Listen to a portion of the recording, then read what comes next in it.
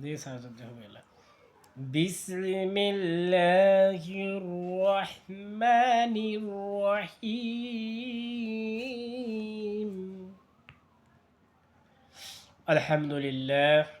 আলহামদুলিল্লাহি নাহমাদুহু ওয়া নুসাল্লি আলা রাসূলিহিল কারীম।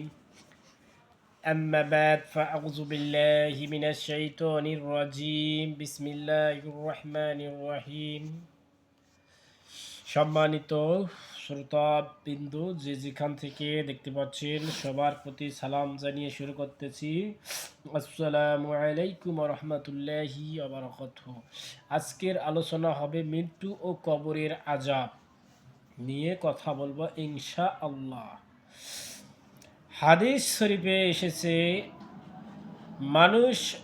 মানুষের অন্তিম কাল উপস্থিত হয় এবং আত্মা বাহির হইবার সময় যখন চলিয়া আসে, তার আগে চারজন ফেরেশতা তাহার নিকটে উপস্থিত হন।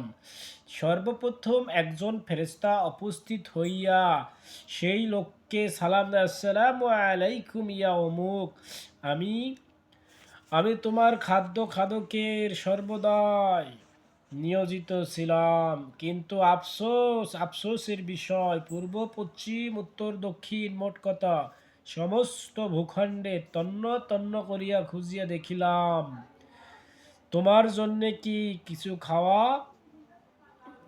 খাওয়া দানা পানি জোগাড় করা যায় কি না, কিন্তু আমি সমস্ত বিশ্বের জগৎ ঘুরিয়া দেখলাম, কোনো জায়গাতেই তোমার জন্য এক ফোঁটা দানা পানি পেলাম না। অতএব আমি বুঝিতে পারলাম মৃত্যু তোমার খুবই নিকটে।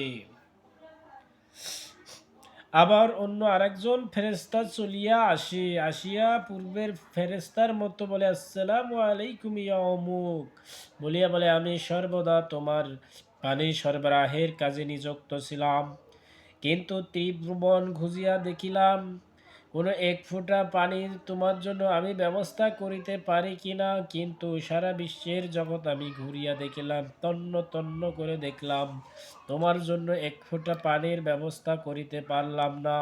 আমি বুঝিতে পারলাম তোমাকে আর এই জমিনের মধ্যে আল্লাহ তাআলা জীবিত রাখবে না। অতএব হে অমুক, তুমি ধরিয়া নাও, এখন তোমার অন্তিম সময়, তোমাকে এই দুনিয়ার মায়া ত্যাগ করে দুনিয়া ছেড়ে চলে যাইতে হবে। তারপরে আর একজন তৃতীয় ফেরেশতা চলিয়া আসে, সালাম দেয় পূর্বের ফেরেশতার মতো, বলে, আমি তোমার শ্বাস প্রশ্বাসের কাজে নিয়োজিত ছিলাম, কিন্তু সারা দুনিয়া তন্ন তন্ন করে খুঁজিয়া দেখিতে পাইলাম, তোমার জন্য এক